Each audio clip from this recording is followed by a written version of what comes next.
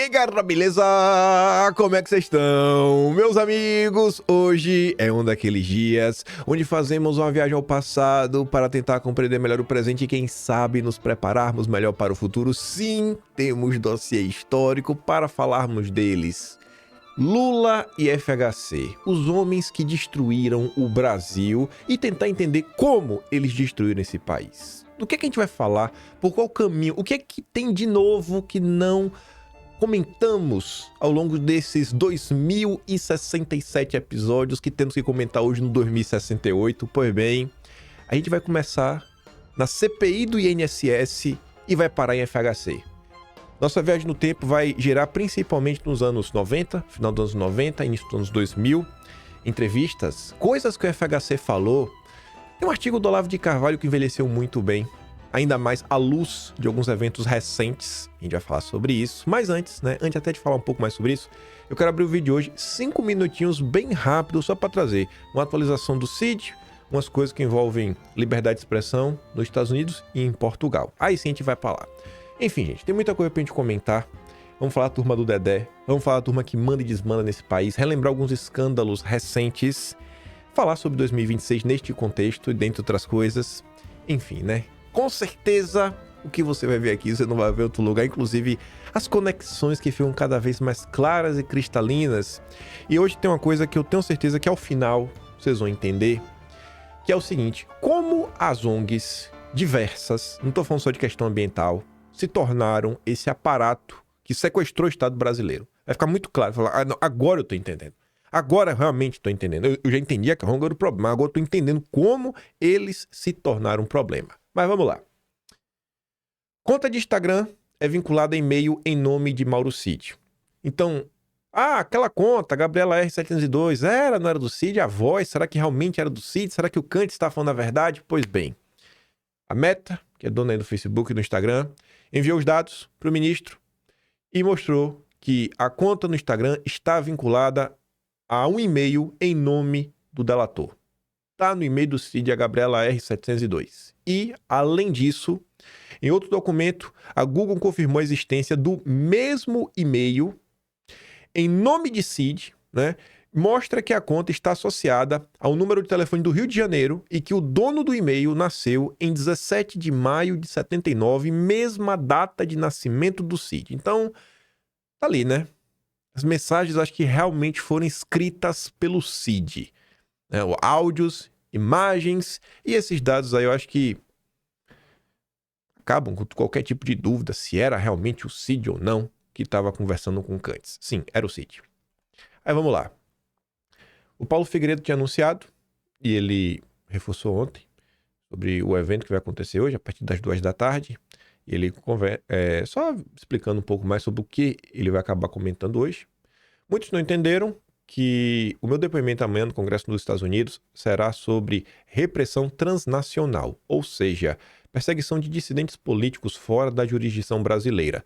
Não faria sentido algum, portanto, falar em Bolsonaro, Daniel Silveira ou dos presos do 8 de janeiro, como uns sugeriram. Mas alguns nomes que vocês ouvirão amanhã, de dentro do Congresso mais poderoso do mundo, incluem Felipe Martins, Alan dos Santos, Eduardo Bolsonaro, Carla Zambelli, Rodrigo Constantino, Elon Musk, Chris Pavlovski, além do meu próprio e de algumas outras surpresas. O tirano do Brasil vai aprender, por bem ou por mal, que os limites das suas maldades se limitam à jurisdição do Brasil. Perseguir opositores políticos na democracia mais antiga do mundo tem consequências graves e a recente perda do visto americano foi apenas a menor delas. Eu não sei se perdeu ou não, né? Tô aqui, pra mim até novidade isso daqui. Aí, além da questão do Paulo Figueiredo aí, né, o que tá acontecendo lá fora, ontem, o deputado europeu, o deputado português, lá de Portugal, André Ventura, do partido Chega, fez esse singelo tweet. Depois de milhares de denúncias recebidas, o Chega, ou seja, o partido, irá fazer uma investigação própria à influência, patrimônio e rede de interesse do ministro Gilmar Mendes em Portugal. Treta. Todos sabemos que o governo Lula e seus amigos tiveram ainda tem em Portugal um lote grande de amigos que lhes apara os golpes, mesmo tendo em conta a ditadura em que chega o Brasil, em que o Brasil se tornar em tempo. Do que depender do Chega, vai acabar. Tá escalando essa confusão. Isso aí, que confusão. Nossa Senhora. Aí, gente, só pra fazer uma ponderação, porque não é treta, né? Eu fico assim de cara, sem entender. Finalmente uma notícia interessante. Sei lá por qual razão o pessoal que está salvando o Brasil lá na gringa nunca se interessou por esse assunto. O Paulo Figueiredo, ele já comentou diversas vezes, tanto em live, quanto no Twitter, quanto em entrevistas, que ele é uma pessoa só. Vou pegar aqui o que a gente tá falando dele daqui a pouco, né? E ele falou, cara, você sugere aí, conversa lá com a direita, né, na Itália, faz isso. Ele falou, irmão, eu sou um só. Né? Existem outros brasileiros aí pelo mundo. Eu tô me comprometendo a fazer isso. Eu fico de cara, sabe? Como algumas pessoas hoje vivem só pra isso, velho. Não tem nenhum interesse em ver nada mudar, nada dar certo, né?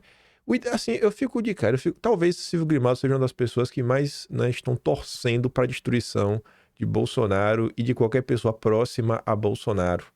O cara teve um cargo no MEC, sabe? Foi chutado do MEC, ficou aí com a dor de corno que nunca mais curou na vida. Sabe, é um negócio que virou doentio já. E fica qual que se tornou essa turma aí, né? Os donos da razão. Aí o cara não se contente e depois volta. Vocês já agradeceram o Eduardo pelo cessar-fogo entre Israel e Irã? Aí o vereador Leonardo Dias diz, né? Irmão, seu pai tá apaixonado pelo Eduardo. Eu curtia mais você quando falava de macropolítica e se preocupava menos com essas picuinhas. Isso aqui é só um padrão. Igual o Grimaldo aí, tem vários na rede social. Isso aqui virou uma síndrome que tá pior do que a Globo. Tem uns caras desses aí que estão pior que a Globo. Sério mesmo. Bolsonaro é de pedir divórcio da Michelle e casar aí pelo menos com os dois. Fazer um trisal pra pelo menos se aquietarem. Tem condição com errado dessa não, pô. Vocês estão quebrados por dentro, bicho. Vocês estão precisando reencontrar aí, né? A paz interior. Tá difícil, viu? Tá difícil. Mas vamos lá. Vamos pro assunto que realmente interessa. 7 minutos, 2 a mais do que eu pretendia. E a gente começa com esse tweet. Que a gente já viu vídeos anteriores. Isso aqui vai dar o tom. E a gente vai encerrar o nosso vídeo, principalmente voltando a este tweet. Dias atrás, o Grupo Esfera fez um evento no Brasil. No Guarujá.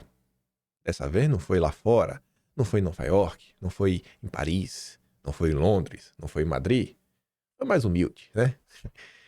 E aí você vê. Alicerces da nova economia. Que nova economia? Essa nova economia é o quê? Ela é baseada em quê?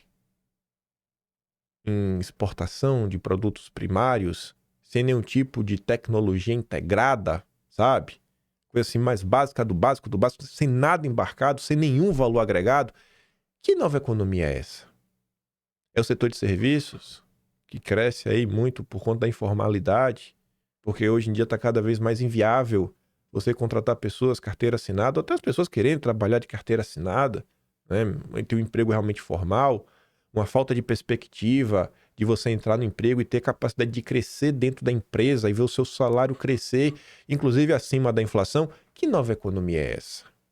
É a economia que bilionário fica sentado em casa ganhando 15% ao ano sem fazer nada, fingindo que é investidor porque ele comprou o título da dívida? Que nova economia é essa?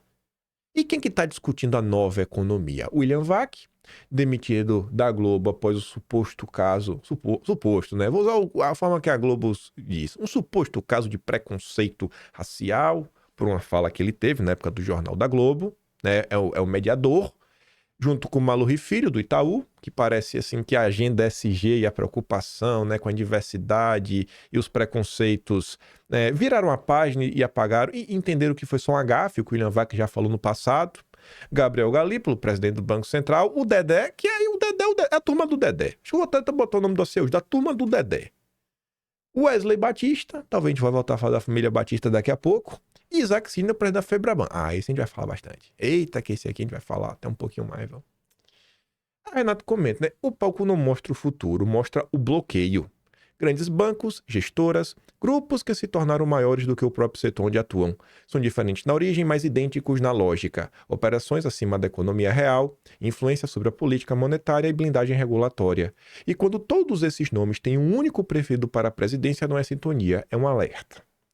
O que é que isso tem a ver com a CPI do INSS? E como tudo isso vai nos levar a Lula FHC e fenômenos e eventos que ocorreram nos anos 90? Pois bem,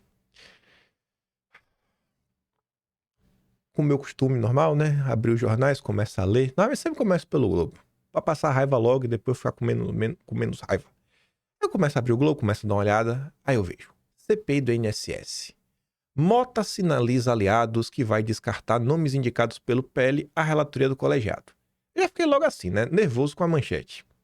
Olha lá. Já dando aquela segurada, né, no governo Lula. No primeiro momento eu pensei isso. No segundo momento eu fiquei com mais raiva ainda. Eu fiquei com mais raiva ainda, porque aqui era pouco. Aqui era pouco. Se fosse só blindar o Lula, eu até entendia. Aí eu fui ler a notícia. Depois de desistir da relatoria do colegiado, o PL passou a trabalhar por nomes como os deputados Mendonça Filho, do União Brasil do Pernambuco, e Evaí Melo, do PP. Aí, eu vou começar até por baixo. O presidente do próprio União Brasil, o Rueda, não acredita que Mendonça será contemplado.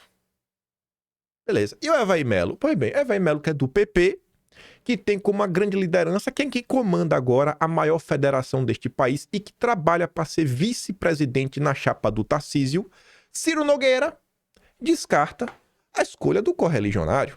Eu fiquei assim, mas como assim? Como assim Ciro Nogueira descarta?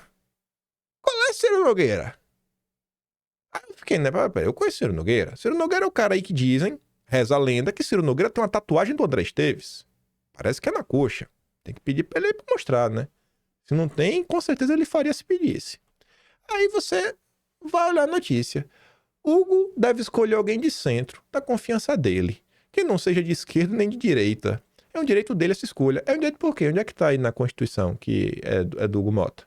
Onde é que tá lá, né, no regimento interno da Câmara, que é o presidente da Câmara que escolhe? Onde é que tá Cirinho?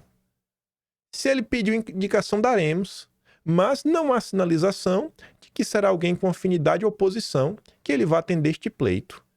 Eu fiquei assim, né? Eu falei, mas rapaz, internamente o PL já vive a disputa por vagas na CPI. No total, o partido terá direito a 6 vagas pela Câmara no colegiado, 3 titulares, 3 suplentes. Uma das suplências, entretanto, será cedida ao Partido Novo por acordo. Eu não sei que acordo é esse, né? Porque o Partido Novo prefere perder de pé.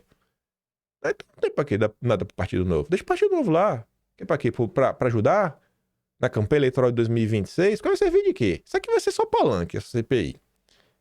Quem tá querendo, inclusive, participar da CPI é gente que sai calado em relação a um monte de coisa. Os nomes aí que estão lutando pra obter... Enfim, né? Mas eu fiquei naquela, eu falei, rapaz, Ciro Nogueira, o cara conhecido por ser o maior defensor dos bancos neste país, chancelando que não emplaque o nome aí mais à direita. E eu fico pensando, né? Não é porque o Ciro Nogueira não quer alguém que vá causar problemas pro governo. O que fica aparecendo no final do dia é que, assim como eu disse lá atrás, assim que a CPI chegar nos bancos, você vê que ela começa a ir no noticiário. O único portal que talvez que ainda segue falando da CPI, trazendo fatos novos e bem relevantes, é o Metrópolis. E, coincidentemente, o Metrópolis não é um dos veículos que tem vários anúncios de bancos em suas páginas, como são a maior parte dos jornais. E você fica, né? Pô, Ciro Nogueira, o fã número 1 dos bancos brasileiros, tá aí nessa. Aí você parece que o problema não é que eles estão com medo de um Bolsonaro, parece que eles estão com medo do Bolsonaro estelar realmente fazer uma relatoria como deve. E não é que vai criar problema pro Lula, é que pode chegar nos bancos. Pode chegar nos... Aí fica essa sensação no ar. Né, Ciro Nogueira? Fica no ar, Ciro, parecendo que querem blindar os bancos. Guarde isso na cabeça. Aí vamos lá. Ciro Nogueira vira fiador da candidatura de Hugo Mota. Ciro Nogueira é tido como padrão político do Hugo Mota. Hoje ele tem a maior federação do país. E ele não consegue trabalhar para emplacar. Que boa vontade é essa aí, Ciro Nogueira? Não, é prerrogativa do Hugo Mota que, após sair da Febraban, ao lado do Isaac Sidney, afirmou que não ia ter CPI. Qual é, bicho?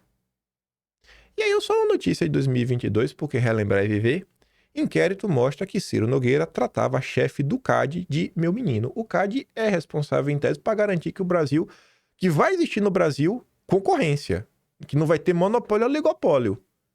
E você vê que tá dando certo, né? No Brasil não tem nem monopólio nem oligopólio, principalmente no setor privado dos campeões nacionais, né? Então tá funcionando como deve funcionar. Realmente. O ministro da Casa Civil se referiu ao atual presidente do órgão como apadrinhado em gravação em 2017, feita por quem? Pelo Joesley Batista. Botei ele lá. Pronto. Era inteligência artificial. Então tá fora de contexto. Mas eu fico de cara, como o Ciro Nogueira ele não pode trabalhar para colocar alguém realmente da direita na CPI do INSS, já que ela foi proposta pelo coronel Crisóstomo do PL. E quem foi que aí conseguiu as assinaturas, né? Eu acho um baita de um desserviço, mas tudo bem. Deixa eu só ver aqui um negócio, só para botar aqui a linda imagem. Hugo Mota Febraban CPI. 20 de maio. Deixa eu botar aqui para 20 de maio. Então, peraí. Escândalo do INSS. Só para mostrar aqui a linda imagem do Hugo Mota, que a gente vai falar do Isaac Cid, né? Então vale a pena mostrar. Não me ocorreu isso aqui antes. Mas agora tudo bem.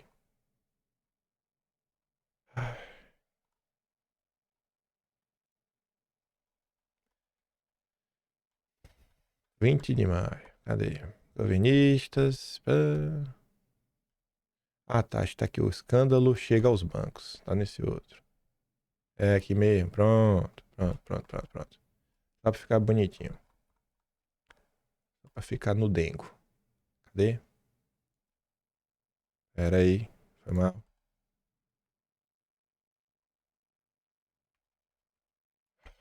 Pronto, agora vai.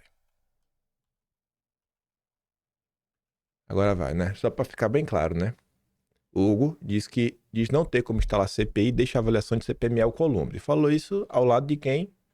Do Isaac Cid da Febraban, aquele lindo rapaz, possivelmente ali de 1,47 m de altura, mas muito respeitado neste país. Aí eu tô passando ontem, antes de eu ver a matéria da CPI, eu vi isso daqui. A matéria da CPI caiu como uma luva. Quem dá as cartas no Brasil? Por Lourenço Carrasco e Geraldo Luiz Lino. Aí eu fui dar uma olhada, né? Tá ali o Isaac Cid, Febraban, Lula, FHC, a turma do Copom, Ibama, Índiozinhos, o touro de Wall Street. Se não por aspas aqui, né? Que até uma fala. O texto começa com uma fala do próprio Isaac Sidney. Se não por bem, terá de ser por mal. Se nós não conseguirmos entender por bem, isso vale para o judiciário, o legislativo, passando pelo executivo e a sociedade, essa conta será absolutamente inadministrável e insuportável. É hora de fazer o ajuste fiscal de verdade. Eita, agora é o pobre que se segure, viu? Vai acabar logo com o BPC e acaba com o SUS. Manda o pobre aí rezar e procurar o pajé. Se ainda havia alguma dúvida sobre quem dá as cartas de verdade no país, essas foram as palavras peremptórias do presidente da Febraban, Isaac Cid, reproduzidas pelo Estadão em 7 de junho, na plateia de um seminário organizado pelo Think Tank Esfera Brasil, que é a imagem que a gente começa o nosso vídeo.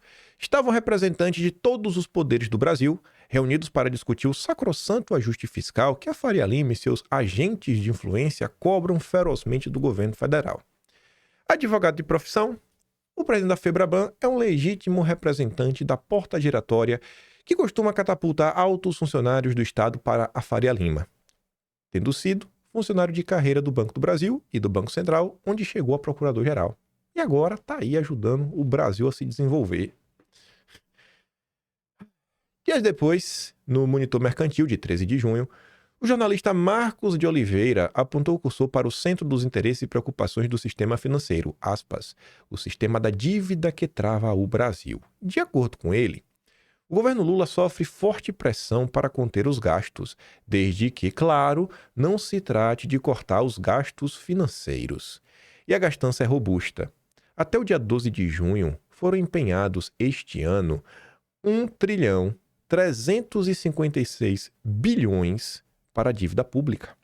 Apesar de inferior aos 2 trilhões no mesmo período em 2024, é de longe o maior gasto do orçamento, representando cerca de 40% dos 3 trilhões 385 bilhões empenhados no período. O valor empenhado para a dívida pública supera em quase 500 bilhões as somas dos orçamentos empenhados dos Ministérios da Saúde, da Previdência e da Educação. Rapaz, que coisa, né? O pessoal fala que a Previdência está quebrada e tem que fazer uma nova reforma da Previdência. Mas ninguém discute, não sei, quem sabe uma auditoria da dívida, uma rechecagem, uma renegociação da dívida. Se você contrai um empréstimo, você já deve ter contraído, você conhece alguém que contrai empréstimo.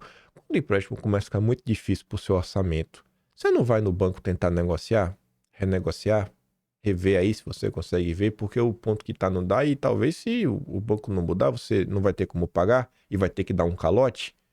Então por que o governo federal não pode discutir isso? Não é muito estranho? A Selic está em 15%. O próprio Banco Central, na época do Roberto Campos Neto, fez um levantamento mostrando que cada 1% são 50 bilhões a mais por ano. E esse número ele nunca aparece no noticiário porque, olha que curioso, nós só discutimos o superávit primário ou déficit primário. A gente só discute o primário. Que o primário é o quê? É a quantidade que o governo gasta e a quantidade que o governo arrecada. Só que nesse gasto do governo não entra o gasto com a dívida. Isso só acontece com a conta do Estado, porque você, no seu orçamento, você vai computar o seu empréstimo, seus juros e o que você gasta com comida, com transporte, com escola dos seus filhos. Você computa tudo isso, mas o governo não, e a imprensa adora isso. Tanto que a meta é a meta do superávit primário. Às vezes você pode até ter um superávit primário e você vai ter um déficit nominal, que é quando você coloca os juros. E aí adianta de quê? Será que o país está marchando no caminho certo quando só se preocupa em fazer um ajuste do primário e o nominal? E se a gente tivesse numa situação que pudesse ter até um déficit primário, só que o déficit nominal no final do dia fosse menor? Qual o custo para a gente conseguir um superávit primário? O que é que eu estou querendo falar com isso? Às vezes, o governo gastar faz determinadas movimentações ou até perde certa credibilidade porque não coloca a taxa de juros do jeito que os grandes banqueiros brasileiros querem, né? Você não vai ter tudo e talvez se gaste um pouco a mais, você ingere um pouco mais na economia, só que por conta dos juros não estarem tão altos, no final do dia quando você bota tudo no mesmo pacote, a coisa fica menor. Mas ninguém está preocupado com isso, né? Pelo menos a imprensa não noticia nada sobre isso. E você vê, rapaz, basicamente 40% do orçamento federal tendo para dívida. O comentário é acompanhado de uma foto dos 9 integrantes do Copom, colegiado que lembra o Conselho dos 10, um dos órgãos dirigentes com os quais as famílias oligárquicas de Veneja mantiveram seu domínio sobre a Sereníssima República durante séculos. Seus membros, super tecnocratas, nominalmente escolhidos pelo presidente da República e chancelados pelo Senado, detêm um poder decisório e capacidade de influência nas perspectivas econômicas do país que se colocam acima do próprio governo federal e do Congresso Nacional, que, em tese, são os representantes legítimos das aspirações da grande maioria da sociedade. A direita está discutindo muito, né, a questão do Drex. Como assim o Banco Central pode querer fazer modificações tão robustas na moeda? Não é estranho isso?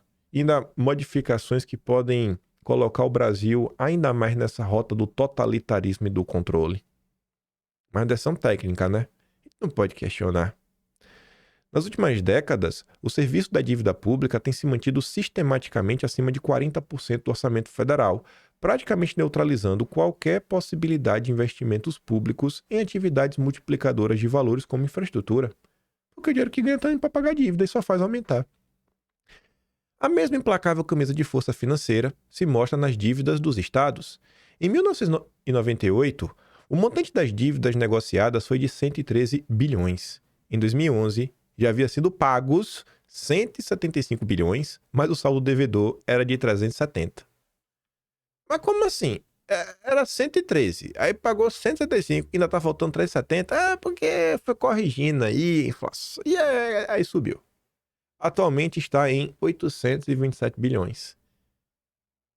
O vice-líder, né, dos estados, que é o Rio de Janeiro, tem uma dívida de 190 bilhões, quase o dobro da receita líquida do estado de 2024.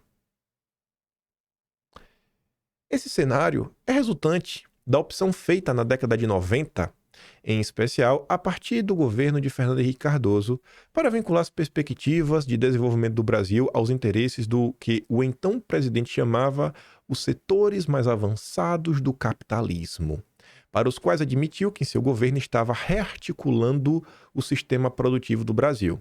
Ou seja, né, tradução, é ali que a FHC começa um processo de desindustrialização do país.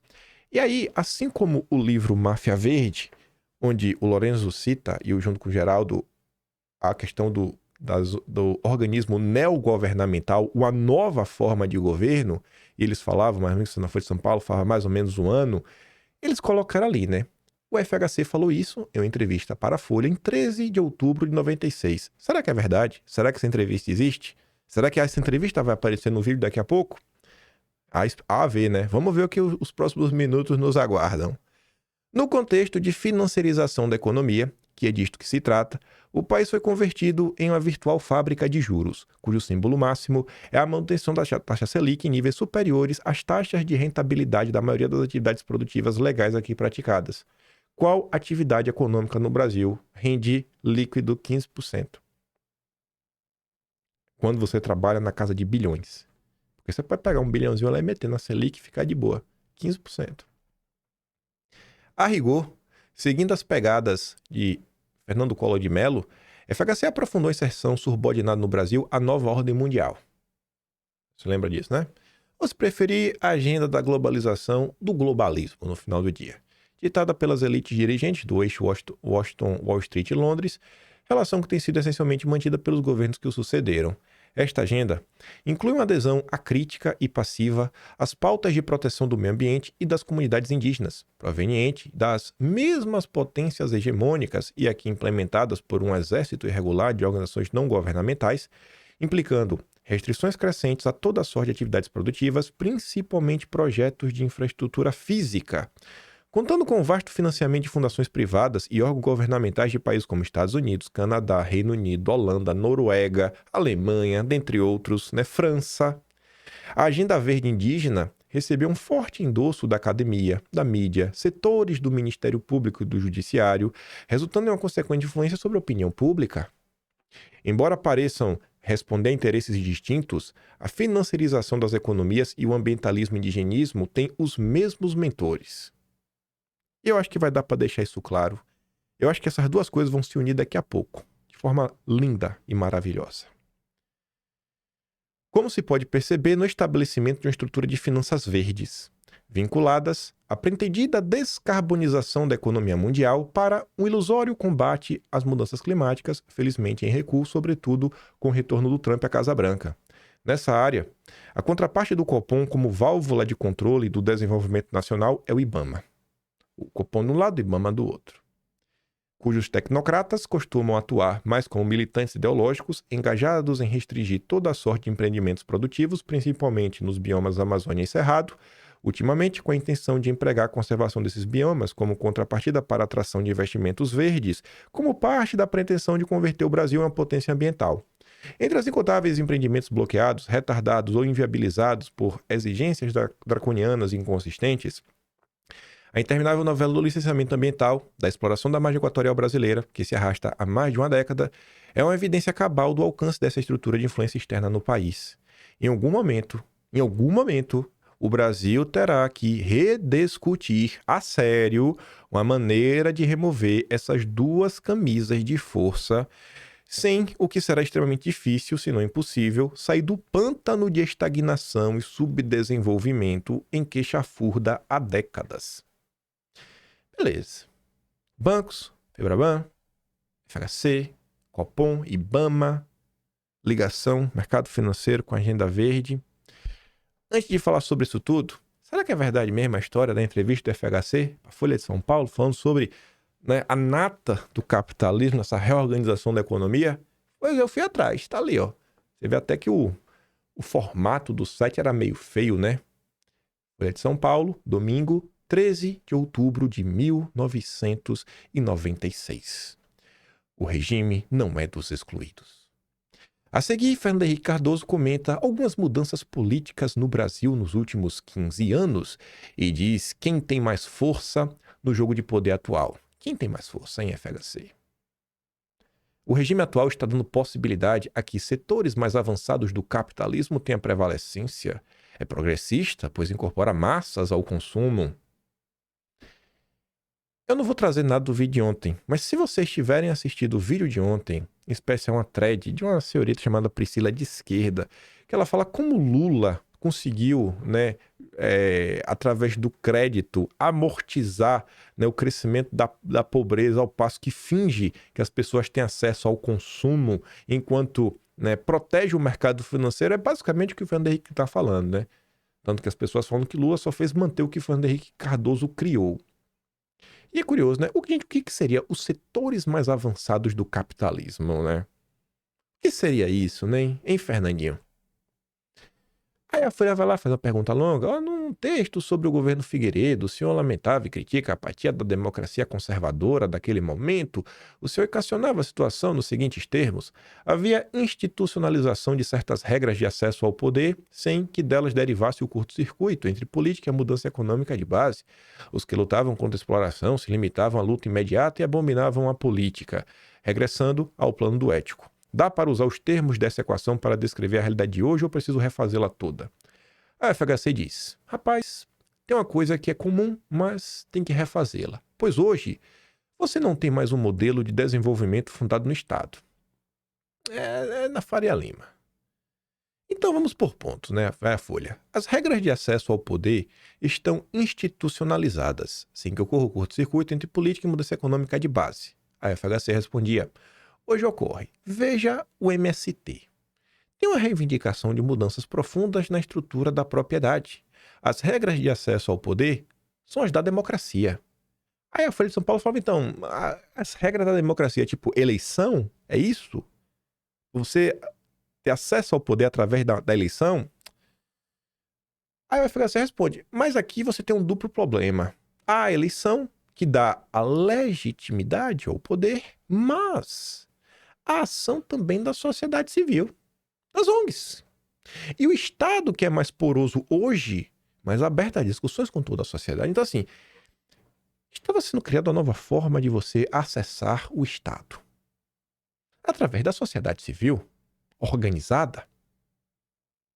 Se você não tem lobby, o problema é seu, mas o Estado é muito poroso e aberto para essa influência das ONGs, dos think tanks, das associações, das federações, né, Federações de Indústria de São Paulo, a Fiesp, do grande Josué Gomes, subiu em consideração do Lula, filho do ex-vice-presidente do Lula, fez a cartinha da democracia, a FEBRABAN, a Federação dos Bancos. E a Folha falava, nesse texto o senhor fazia a pergunta, de quem é o regime? E a FHC respondia, indiscutivelmente, o regime está rearticulando o sistema produtivo do Brasil. Portanto, ele está dando a possibilidade a que setores mais avançados do capitalismo tenham prevalência. Fica assim, né? O regime está rearticulando o sistema produtivo, né? Ou seja, o sistema está se reorganizando, tomando, né, o Brasil. E o tempo foi passando, vocês viram, né? A questão da Vale, eu acho que é o ápice, é o que melhor descreve o que foi o governo FHC. Aí nessas matérias antigas da Folha de São Paulo, nesse site, eles sempre têm essa notícia que vem antes e a notícia que vem depois. Pois uma dessas notícias que veio antes ou depois era essa, também do dia 13 de outubro de 96. A nova esquerda de FHC. Era uma esquerda diferente. Era uma esquerda que rompia com a ala mais reformista, que talvez você pudesse ver ali um traço no Brizola, no Jango, no JK, no Getúlio Vargas, e também na Revolucionária, dos comunistas. A FHC era um cara mais refinado, sociólogo, recebia dinheiro da Fundação Ford desde 1969, frequentava o Clube de Roma, um verdadeiro apátrida. Palavras bonitas, né, para falar desse larápio. Existe uma nova esquerda, teorizada por pensadores como o historiador marxista inglês Hobsbawm e pelo jurista e filósofo italiano Norberto Bobbio, segundo a FHC. Inclusive, a gente comentou, tem 2 dias, um texto que saiu no Estadão, que eu falei, vale a pena prestar atenção, que é do co-editor dos livros de Gramsci no Brasil. E talvez a gente vai falar sobre Gramsci daqui a pouco, né? Talvez o Olavo vá falar de Gramsci falando de FHC daqui a pouco. E ele citava exatamente o Norberto Bobbio, para tentar explicar o momento atual e falar que a esquerda precisa de uma repaginada. Mais uma vez, uma nova esquerda, que possa conciliar os interesses das elites e manter o povo anestesiado. E a FHC se inclui nessa nova esquerda. Esse novo projeto crítico da sociedade não pretenderia mais mudar o modo de produzir do capitalismo para o socialismo, mas procuraria universalizar direitos e bens dentro da sociedade de mercado. Então, assim, vamos fazer um bem bolado, sabe? A gente traz os valores progressistas enquanto a gente protege o setor financeiro que manda nesse país. Que é basicamente o que a gente está inserido hoje, né? Você vê que realmente envelheceu bem isso daqui. FHC explica a seguir o que para ele é essa nova esquerda. Pode ser uma comprovação atravessada, mas isso parece uma versão administrada da ideia dos movimentos sociais. A Folha falava, e o FHC respondia. Veja, é um pouco mais complicado. O Estado hoje não pode dar conta de ocupar os buracos todos. É preciso que ele tenha uma articulação com a sociedade civil para que os projetos funcionem. Olha, o Estado não consegue mais. Nem funciona. Tem que definir o Estado mínimo. E para completar esses buracos em aberto, a gente traz a sociedade civil, as ONGs, para nos ajudar. Você manda dinheiro a um programa social, coloca o dinheiro no orçamento, faz com que esse dinheiro vá para o Banco do Brasil, mas você não consegue fazer com que esse dinheiro chegue lá embaixo, na ponta, por quê? Não é só com o Banco do Brasil, é a instituição Estado. No Brasil ela foi feita só para os ricos e no máximo para setores da classe média. E por que então não fazer uma reforma, FHC? Você teve tanto tempo, tanto poder. Por que você não trabalhou para o Estado, serviu aos mais pobres? Enfim, aí ele falava lá da questão da Caixa e tudo mais para falar o seguinte. O problema é que o presidente da Caixa Econômica Federal não tem os mecanismos para atender essa população que precisa de casa, pois a Caixa Econômica não tinha sido feita para isso, foi feita para atender os empreiteiros que depois não pagam a Caixa. Essa mudança só ocorre se você conseguir elos lá embaixo que façam com que haja cobrança de baixo para cima. É o que nós estamos fazendo.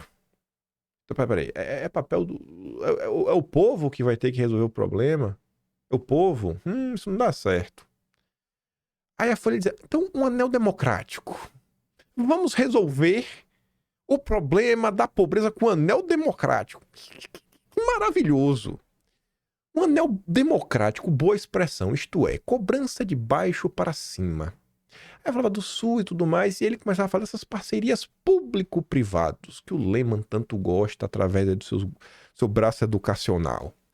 As parcerias são isso. Isso é a maneira moderna, contemporânea, que você precisa numa sociedade fragmentada de massa e o diabo para fazer o Estado chegar lá embaixo. Não se trata de acabar com o Estado, mas de fazer com que ele não seja só dos ricos. Beleza. Aí a Folha perguntava, o que o senhor criticava no basismo era a falta de um pensamento sobre a intervenção crítica no Estado. No caso das parcerias, Estado, sociedade civil, ela fica ali para administrar. Peraí, a sociedade civil que fica para administrar essas relações, a FHC dizia, isso não esgota naturalmente a função da sociedade civil. É simplesmente uma forma de articulação para o Estado ser mais eficaz para as classes populares. E a Folha dizia, não esgota, mas os mecanismos de representação ainda deixam a sociedade distante do Estado. A sociedade parece não ter como intervir. Ele diz, acho que começa a ter crescentemente uma luta a aumentar o acesso. Toda a ideia do comunidade solidária é essa, não é clientelismo, é o contrário, é fazer com que os interesses das populações sejam atendidos. Então, você começa a ver que o que passava na cabeça do FHC como a solução para o Brasil era começar a criar esses conselhos, essas entidades que no final do dia vão acabar por discutir e influenciar a criação de políticas públicas que eles dizem nascer de baixo para cima, porque em tese viria da sociedade, mas nós sabemos que vem de cima para baixo, porque esses grupos não têm nenhum amparo na sociedade. Essas ONGs muitas vezes sequer respeitam o Brasil. Muitas vezes estão a serviço de forças internacionais. E quando você analisa tudo isso que a FHC falou à luz de outra coisa que ele mesmo disse, e a gente relatou em junho de 2023, em um dossiê também da época, foi isso daqui, ó. 15 de setembro de 1995. Um ano antes dessas duas entrevistas. 1 ano e 1 mês antes. Tucano faz apelo a ONGs. O FHC faz um apelo às ONGs. FHC desarmou qualquer possível crítica de ONGs europeias, um apelo para que passassem a ser neogovernamentais. Uma nova forma de governo, porque organizações não governamentais. Não governamentais. Elas não são governo. Elas não fazem parte do governo. E a FHC mudou esse conceito. As ONGs agora passam a ser uma nova forma de governo. E ONG, é think tank, é federação, tipo a FEBRAPAN. Ou seja, ajudem o governo a resolver problemas como o da desigualdade, discriminação racial, sexual, violação de direitos humanos, defesa do meio ambiente. Ou a sociedade se organiza ou será impossível reverter tudo isso? Ele não está falando da sociedade. Ele está falando as forças globalistas entram em campo. Ou o povo é capaz de tomar o Brasil de volta e o Brasil voltar a dar certo. Se vocês querem destruir o Brasil, se organizem. E aí a matéria falava coisas que agora fazem muito mais sentido na minha cabeça. Mesmo sem um apelo, FHC teria desarmado as ONGs porque os temas que elas selecionaram para discutir foram respondidos na linha proposta pelas próprias ONGs. Sem nem pedir, FHC já falou sobre a cooperação do mundo desenvolvido para a preservação ambiental, em especial da Amazônia. E ele concordou que é uma responsabilidade compartilhada. Compartilhada? Tá doido, irmão? Política para os indígenas. Só com a menção a Márcio Santilli, recém-nomeado para a FUNAI, FHC ganhou o público. Santilli é ligado à ONG Aliança Europeia com Povos Indígenas. Olha só. Participação da sociedade civil na avaliação de projetos de desenvolvimento. Tá vendo por que nada sai do papel no Brasil? FHC lembrou que as instituições financeiras brasileiras estão adotando agora os mesmos critérios do Banco Mundial para a concessão de empréstimos. Quando abordei essa matéria na primeira vez, eu não tinha tomado conhecimento de um dossiê do Arquivo Nacional de 1989 que fala sobre as sabotagens internacionais catalogadas com ano, dia, data, o agente que fez e o que eles queriam que o Brasil fizesse pela inteligência brasileira. E a inteligência brasileira mostra que diversas coisas é exatamente isso. Seguir critérios e ordens do BID, né, o Banco Mundial, né, falando, ó, faz isso, faz aquilo outro, pressão europeia, né, pressão bastante da Alemanha. O Brasil não se desenvolver. Os bancos, né? Os bancos estão demais. Direitos humanos, discutiu as questões pontuais, como transferência para a área federal, na investigação de violações já anunciadas por FHC. Aí, na época, a gente também comentava sobre isso, para você entender como é que as ONGs ganharam tanto poder. 25 de novembro de 94. Nem tinha tomado posse FHC. Dona Ruth diz que políticos não entendem sociedade. Ruth Cardoso é conhecida como a mãe das ONGs, né? No encontro anual da Associação Nacional de Pós-Graduação em Pesquisa em Ciências Sociais, Ruth Cardoso coordenou um grupo de trabalho sobre cultura e política. No debate, não faltaram críticas às ONGs que Ruth rebateu. Assim, o povo está criticando as ONGs, ela rebateu. Na América Latina, as ONGs têm condições especiais de florescer e são mais viáveis do que na África e na Ásia, observou Ruth Cardoso. Por que será, né? Por que o Soros, né, não investe lá na Ásia? Porque na área acho que o povo sabe quem ele é. O Soros, que é húngaro, ele é meio que figura não grata na Hungria, né? O Orbán transformou ele. O povo não quer criar na Ásia, né? No leste europeu, o Soros tem dificuldade para se criar. Aí ele achou um cantinho quente no Brasil, com apoio do PT, do FHC. O pesquisador Peter Free, da Universidade Federal do Rio de Janeiro, acusou as ONGs do Terceiro Mundo de denunciarem a corrupção do Estado para justificar pedido de recursos aos países ricos. É tipo isso mesmo, viu? Cardoso criará conselho para ações sociais. Representantes da sociedade civil e das ONGs participarão do grupo que colocará em prática programa de 4 bilhões por ano. O Estado, né, sendo tomado e gerido pelas ONGs. Começa a fazer mais sentido, né? Porque as ONGs e essas federações ganharam tanto poder ao longo dos anos. Aí, no mês seguinte... Não, desculpa, ali foi... Foi mal. Isso daqui a gente discutiu em junho. Isso a gente discutiu em julho, ficou trocado. Em julho era pra ser a outra capa. Não. Tô na dúvida agora. Foi em junho e julho. Vai lá no Atlas. No mesmo período que a gente comentou, é porque essa capa aqui, na verdade, eu acho que era pra entrar aqui, ó. Era pra entrar aqui, ó. Aqui. Eu acho que era pra entrar aqui, eu acho. No mês de junho. Enfim, esquece isso. Mas tudo bem. Aí a gente comentou, né, um texto do Olavo de Carvalho, de 12 de novembro de 98. 98! Não era a época da internet de rede social como é hoje. Mas o Olavo de Carvalho estava lá, né, analisando o meio de campo. Percepção de quem estava vivendo 1998 e tentando entender o que se passava no Brasil. O ringue político brasileiro está dividido entre duas e não mais duas forças, comunistas e sociais-democratas, esquerda e esquerda. A margem de existência de qualquer política francamente anticomunista é cada vez mais restrita. Direita e conservadorismo foram criminalizados. Tá certo, né, Olavo? Imagina se estivesse vendo hoje, ele viu uma parte da confusão, não tá vendo como tá hoje. E as palavras mesmas que os designam adquiriram nova significação. Consagraram-se como sinônimos de neo-NZ e neofascismo. Usada mil vezes, nesse sentido, adquirem poder letal quando ocasionalmente referidos a algum liberal incômodo. Conservadores simplesmente já não existem. E liberais mal tolerados, né? Aí ele falava lá. Tal como acontece invariavelmente nas situações em que a esquerda domina hegemonicamente, sua ala mais moderada é incumbida de posar no papel de direita, ocupando o espaço do modo que conservadores liberais não possam entrar. Não era assim que se viu o PSDB? O PSDB era o partido de direita? Olavo escreveu isso em 98, viu? Dentre os sociais-democratas incumbidos de posar de direita, o principal é FHC, 1998. Nada mais elucidativo para ilustrar a dubiedade desse misterioso governante do que comparar a orientação de sua política econômica com sua política educacional.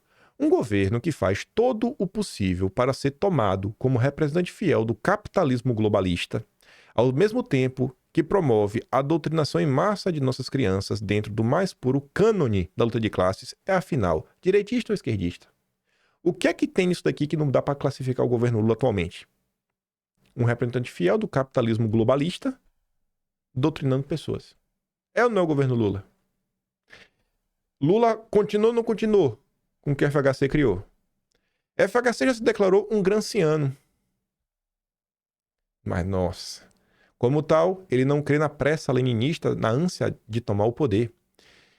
Ele despreza a superficialidade apressada de petistas e sem terra. Ele aposta no tempo, na lenta transfiguração das consciências, na revolução cultural granciana, enfim, que avança a passos silenciosos, graduais e seguros sob a crosta opaca do dia.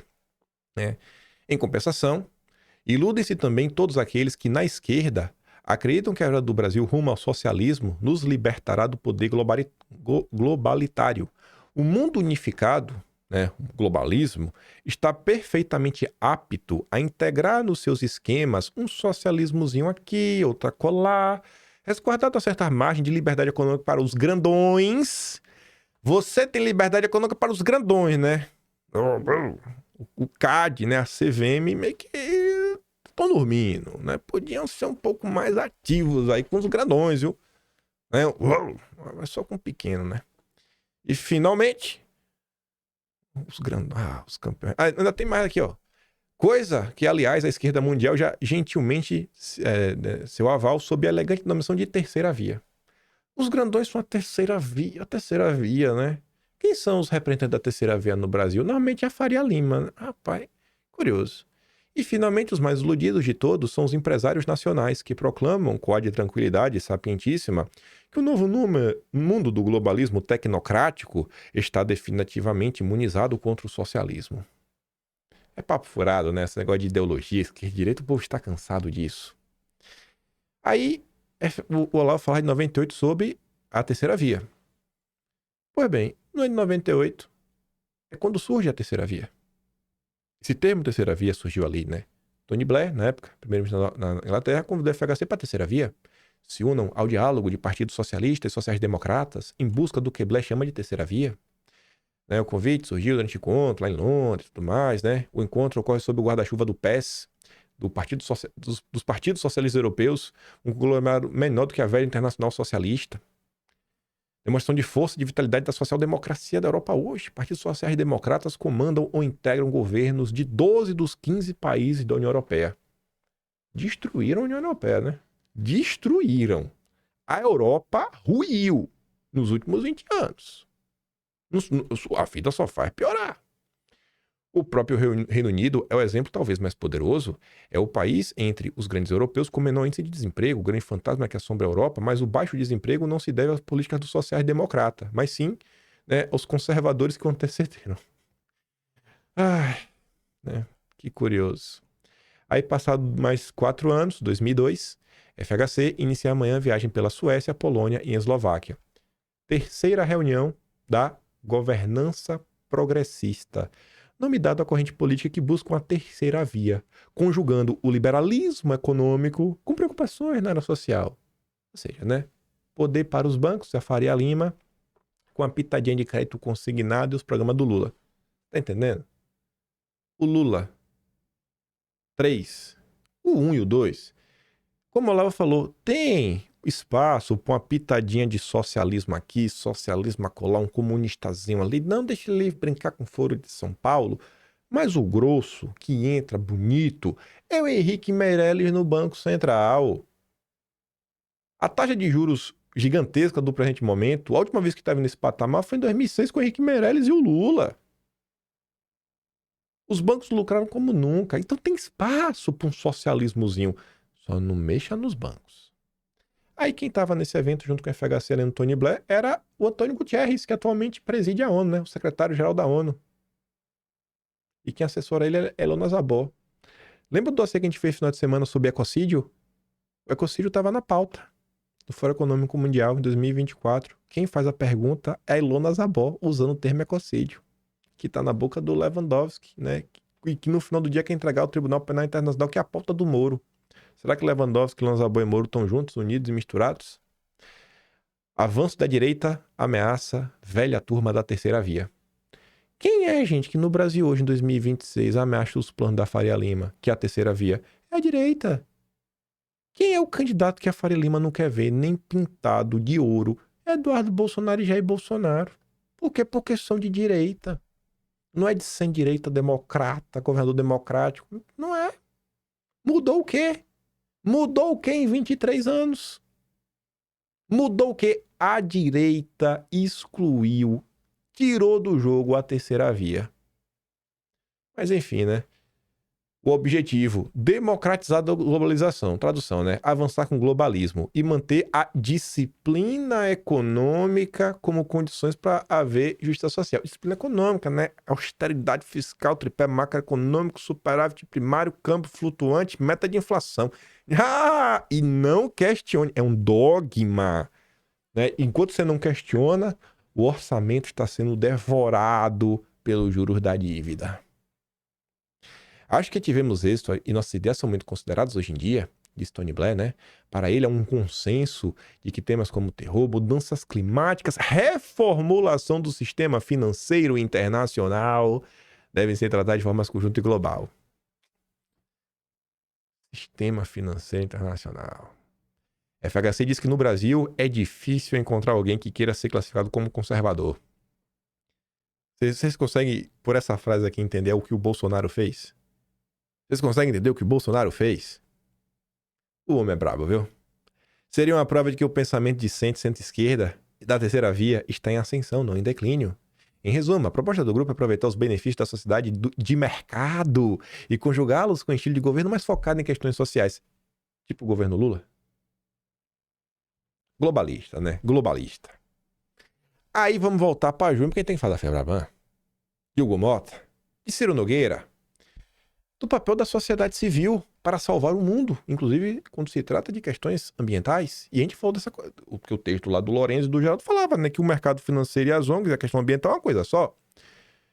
8 de junho de 2023. Respeito ambiental como parâmetro.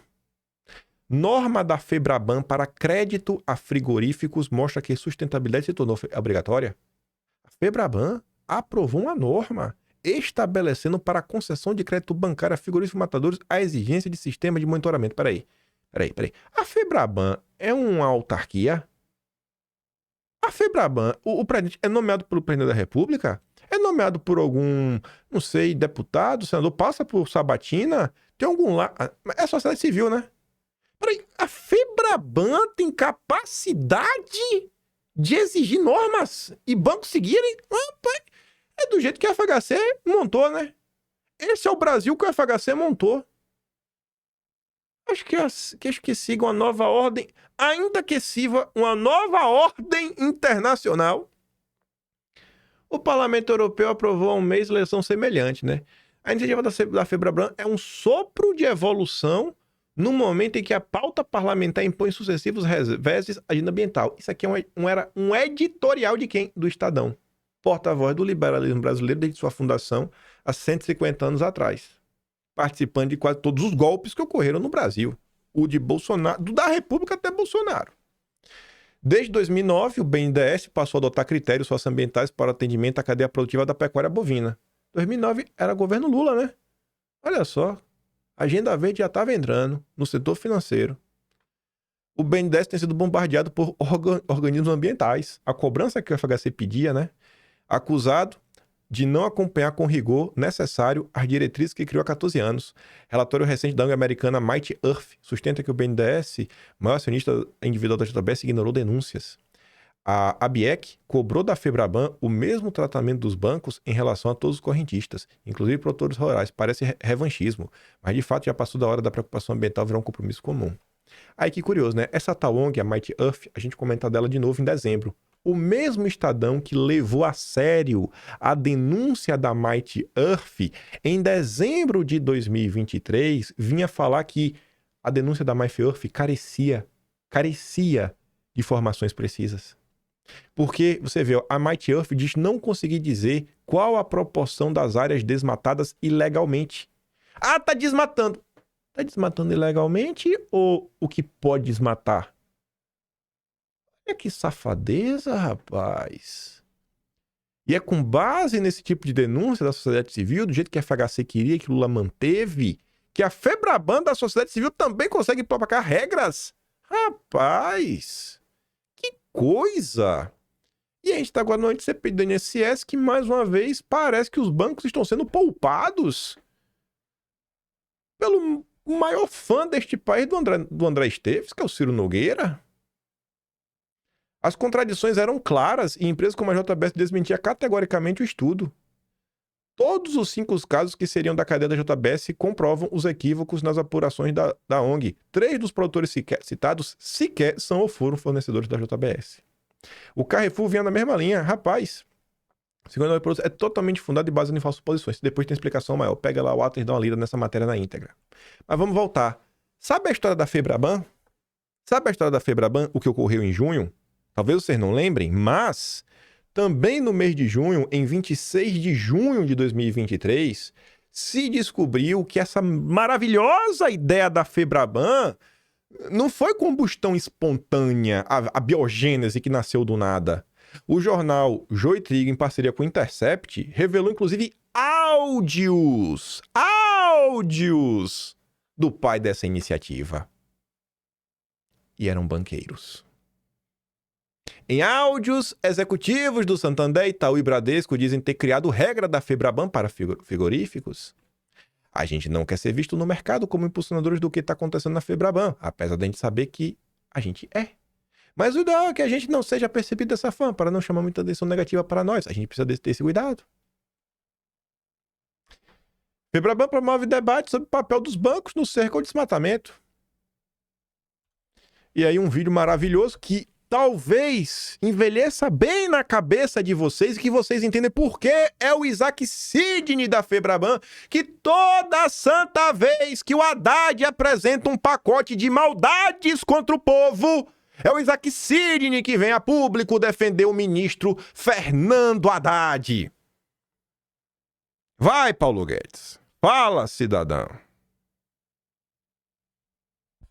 Então, a Febraban é uma casa de lobby, muito honrada, muito justo lobby, mas tem que estar escrito assim na testa, lobby bancário, que é para todo mundo entender do que se trata, inclusive financiando estudos que não tem nada a ver com a atividade de defesa das transações bancárias. É nada. É importante também falar isso. Financiando ministro gastador para ver se fura teto, para ver se derruba o outro lado. É nada. Febraban financiando comigo. Paulo Guedes. Tá brincando comigo, é? Casa do lobby. Pá.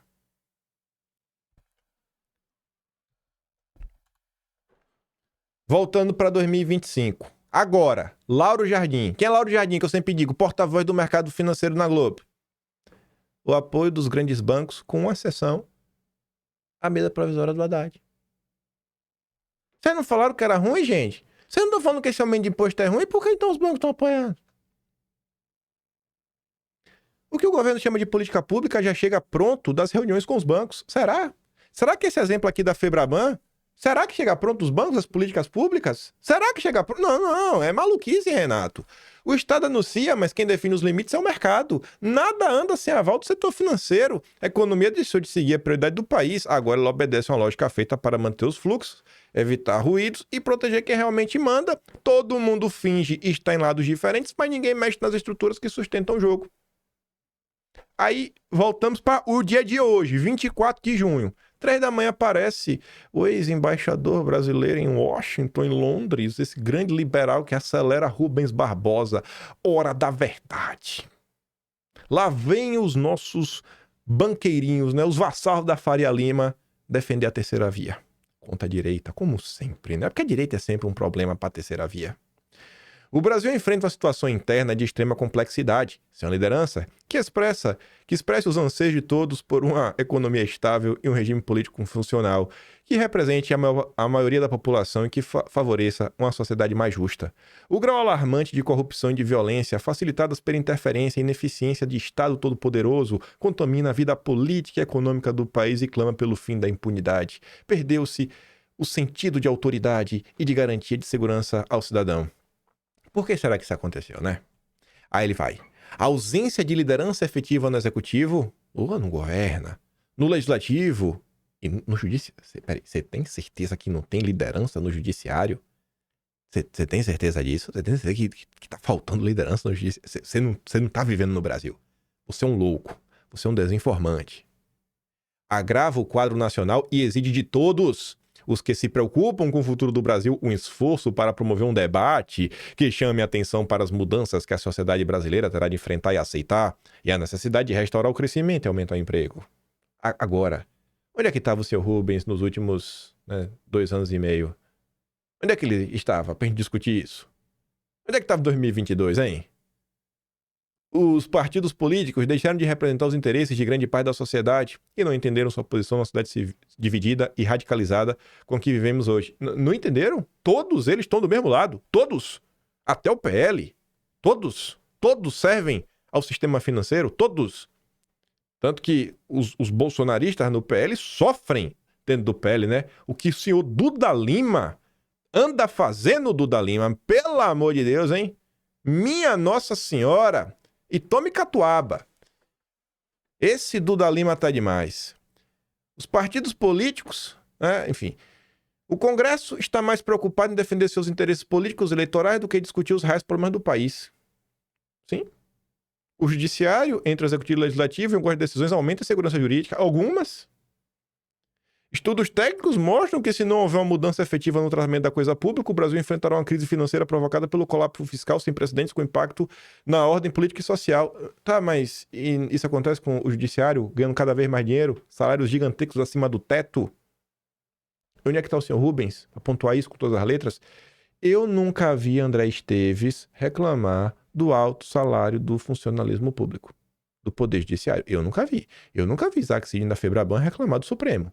Eu nunca vi o Maluri Filho, eu nunca vi o Leão do Santander, eu nunca vi o Trabuca. O Trabuco é uma lenda, porque o Trabuco, além de estar no Bradesco, ele também senta na Febraban ao mesmo tempo. Meu Deus! Teach-me! Sabe o que é teach-me? É me ensina, pai! Teach-me! Teach-me! Eu quero ser igual o Trabuco! Quando crescer, né? Quando eu tô novo. Quem sabe um dia ser habilidoso dessa forma. Ai... Chegou o momento de enfrentar os problemas que, de fato, afetam a sociedade brasileira.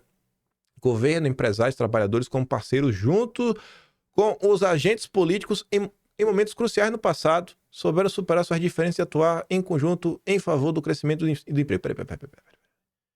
Vem cá, gente. Quando foi na história do Brasil que o povo, né, o trabalhador, foi levado em consideração para ter alguma coisa boa? Me pontua aí. Eu queria muito que o senhor Rubens aí explicasse. Conta aí, cara. Quando foi? Eu não lembro desse momento não, viu? Nunca vi esse Brasil que você está descrevendo, viu? Não resta alternativa se não confrontar essa ameaça para evitar uma crise mais profunda.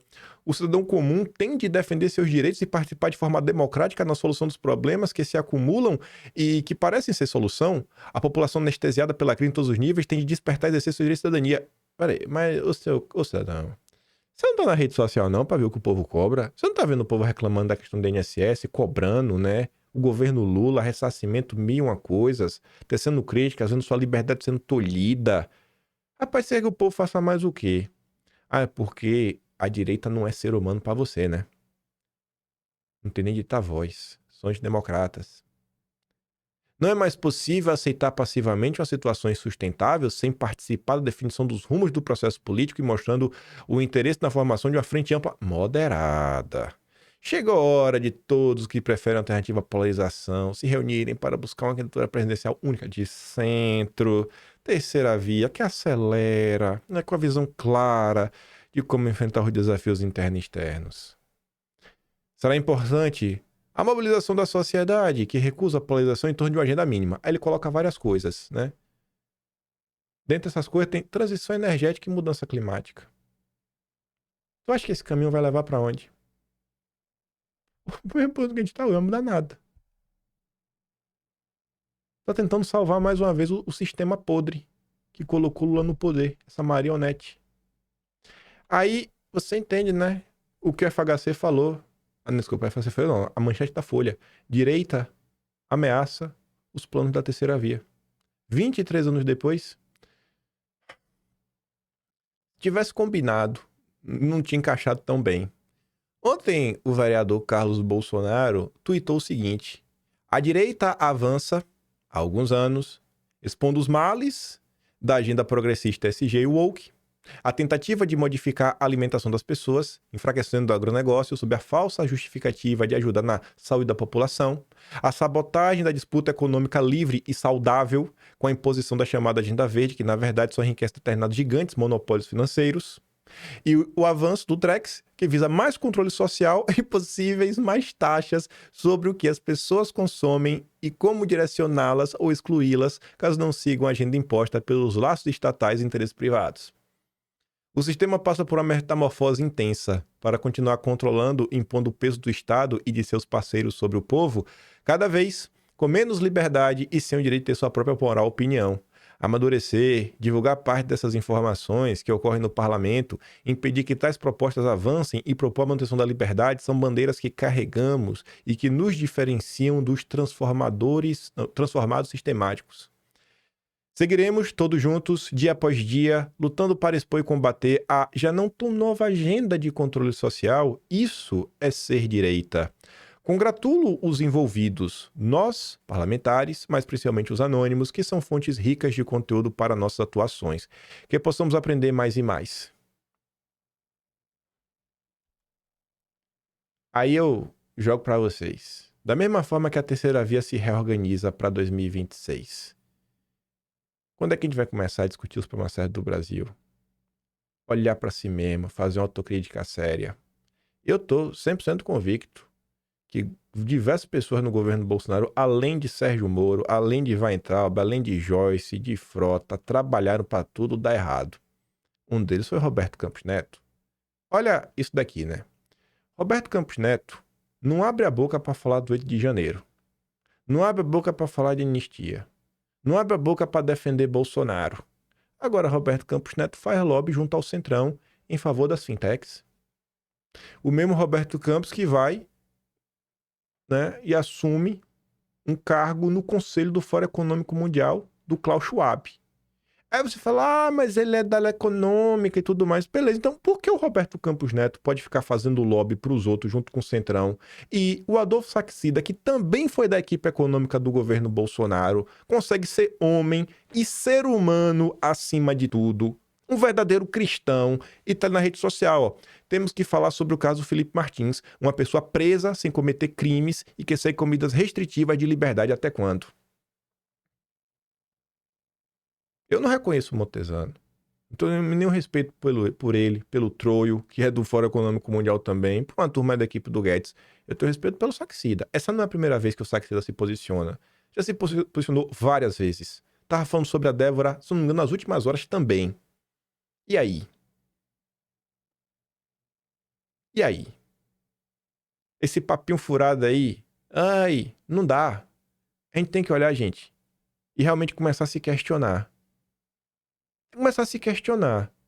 Política não é religião, não. Que tem um dogma que você não pode questionar. Eu não questiono que Jesus é o escolhido, é o Filho de Deus que vai garantir a minha salvação. Ninguém, eu jamais vou me questionar disso. Agora, questionar sobre os rumos. Peraí, pô, não, eu quero ver esse país realmente dar certo. E eu tô vendo as mesmas pessoas jogando o Brasil no buraco há muito tempo. ONGs brasileiras vão à China para avançar parcerias na pauta ambiental. Então, assim, tá muito claro esse trabalho. Quem é que tá lutando para dar um enquadro nas ONGs e nas forças internacionais? Assistiram a entrevista lá do Quinto Elemento com o Felipe Barros? Viu o que ele falou sobre o cronograma do PL das ONGs? Para quando tá proposto o quê e previsto o quê? Assiste lá. Mas é a direita, né, que tá tentando salvar o Brasil também nesse ponto. Cadê os liberais para nos ajudarem nesse ponto? Falaram alguma coisa? Parece que o setor financeiro não quer, né, que esse tipo de agenda avance. Rejeição à CLT impulsiona apagão de mão de obra na indústria. É um problema crescente no Brasil, falando muito do caso do Rei do Ovo. Sigo acompanhando diariamente a evolução dos salários no setor de logística. O que observo é uma defasagem cada vez maior dos salários formais em relação à inflação. Não aquela divulgada oficialmente, mas a inflação real sentida no custo de vida. Hoje, um bico como ajudante de pedreiro chega a render mais que um trabalhador CLT da indústria ou do comércio, com a vantagem de oferecer mais flexibilidade e menos carga horária. Enquanto os valores das diárias e dos serviços terceirizados acompanham, de certa forma, a inflação real, os salários formais ficaram estagnados no tempo e a tendência é piorar. A nova geração não valoriza mais a estabilidade do emprego formal. Se surge uma oferta pagando R$100 a mais, simplesmente não comparece no dia seguinte, sem aviso, sem compromisso. É um alerta claro sobre as mudanças no mercado de trabalho e sobre a urgente necessidade de revisão nas políticas salariais da indústria e comércio. Qual a nossa solução para isso? Já percebeu que a gente nem discute? É fazer uma autocrítica para não tirar do lugar. A gente tem que começar a discutir isso, porque a direita vai voltar ao poder. 1º de janeiro de 2027. Aqui um exemplo. O IPCA do Lula... Aqui ele botou o IPCA em 98, 2025 foi 385. O Big Mac saiu de 2,95 para 26. Confia no IPCA, né? Quanto foi no passado? 4%? 4,8%? Foi 4,8% quando tu vai no supermercado? Então, assim, tudo foi sequestrado.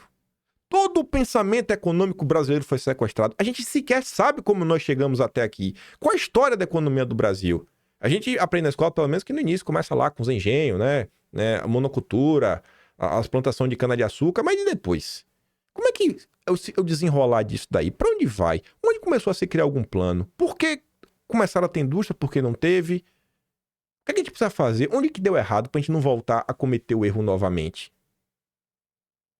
Não dá pra gente continuar confiando nesses economistas que há 40 anos estão destruindo o Brasil. É toda essa turma da FHC. Todos esses tucanos, todos são tucanos, todos repetem o mesmo discurso, intransponível. Só tem uma opção: ser ortodoxo na economia, seguir a ortodoxia econômica do tripé macroeconômico do FHC. E o país está parado no tempo. Parado no tempo.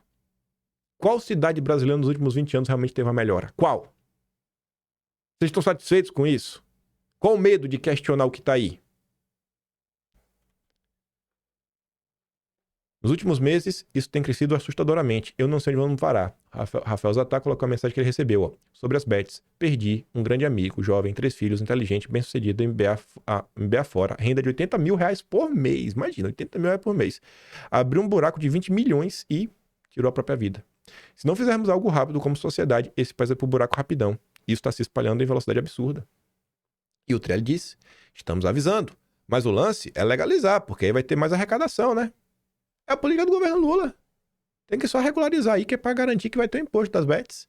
As únicas forças contra isso são as bancadas cristãs, ouvido da boca de um lobista das bets. Mas não pode misturar religião e política. Liberal, petista, todos dançando sobre os cadáveres dessas pessoas. E aí, para chegar quase nos finalmente, penúltima coisa no vídeo de hoje. Sem data para voltar dos Estados Unidos, candidatura de Eduardo Bolsonaro vira incógnita e embala articulações em São Paulo. Como assim vira incógnita? Tá bem claro que Eduardo vai ser o senador ou presidente. Vai ser o que ele quiser. Não tem incógnita. Não tem incógnita. A Renato diz, né? A pressa para montar chapas e bater o martelo em São Paulo não é força. É desespero. Querem resolver tudo antes que o Jair fale. Antes que Eduardo pise no Brasil. Antes que a base mostre que continua mobilizada. Fingem que o bolsonarismo está ausente, mas seguem obcecados por ele. Só tem uma coisa que essa gente teme mais do que perder a eleição: tem que negociar com o povo que realmente tem voto. E o Carlos Bolsonaro compartilhou o Renato falando o seguinte: tem muito método. O sistema age desde o início com suas articulações. Iniciou-se com a perseguição a Eduardo, depois em tabelinha com a Globo passou a chamá-lo de autoexilado para desqualificá-lo e assim dá início a mais uma narrativa, as derivações daquilo que a organização quer, mentindo e rastejando com a maior cara de pau do mundo. A República Democrática do Congo não sente a menor inveja de Serra Leoa. E a gente fecha o vídeo de hoje do jeito que a gente começou. Ontem, o Lauro Jardim nos informa que Ratinho Júnior já articula junto a Faria Lima para ser o plano B, caso Tarcísio não seja o presidente. Quando o povo vai começar a entender que antipetismo não é projeto político, que antipetismo não é projeto de país, o antipetismo é a melhor blindagem que existe hoje para os donos do país continuarem no poder. Porque o importante é tirar o Lula, então vale qualquer um. Não tem como ser aleatório. As pessoas mais ricas desse país, que controlam a imprensa, que têm os lobbies mais poderosos desse país, não pode ser aleatório elas terem preferência por determinadas pessoas e odiarem a família Bolsonaro. Se essa turma odeia a família Bolsonaro, eu acho que a família Bolsonaro tá no lugar certo. Eu quero que em 2026, eu quero fazer campanha. Porque assim, depende da pessoa, eu vou fazer campanha contra o Lula. Eu não prego voto nulo, nem vou remar contra a maré. Mas eu quero fazer uma campanha mesmo. Abraçar o candidato. Eu quero um candidato odiado pela Faria Lima. Eu quero ver o André Esteves desesperado. Eu quero ver Ciro Nogueira espumando pela boca igual um cão raivoso.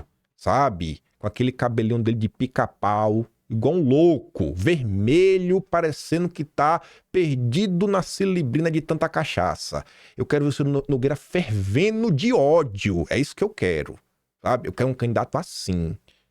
Né? Porque essa turma está no Brasil, tem 40 anos. Tá cada vez mais claro e cada vez faz mais sentido o que eles fizeram para a gente estar no estado das coisas atual.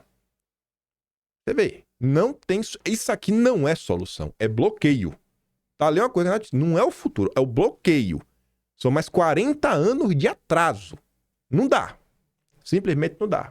E você vê. Eles estão em busca do novo marionete. No FHC, o novo Lula, que seguiu aí a risca o papel que ele precisava exercer. Bolsonaro foi o erro do percurso. Foi o erro do percurso. Ninguém achava. Acharam que não levou em 2018. Simplesmente não dá, irmão. Não tem condição. O negócio aí de 100, tô fora. Tô fora. Vou mandar ouvir lá do Guedes. Se quiser ouvir de novo lá ele falando da casa do lobby. Link tá na descrição lá do Telegram. E se gosta do meu trabalho e quiser dar um pouco mais, passa no meu do canal. Tem um Tony Valeu.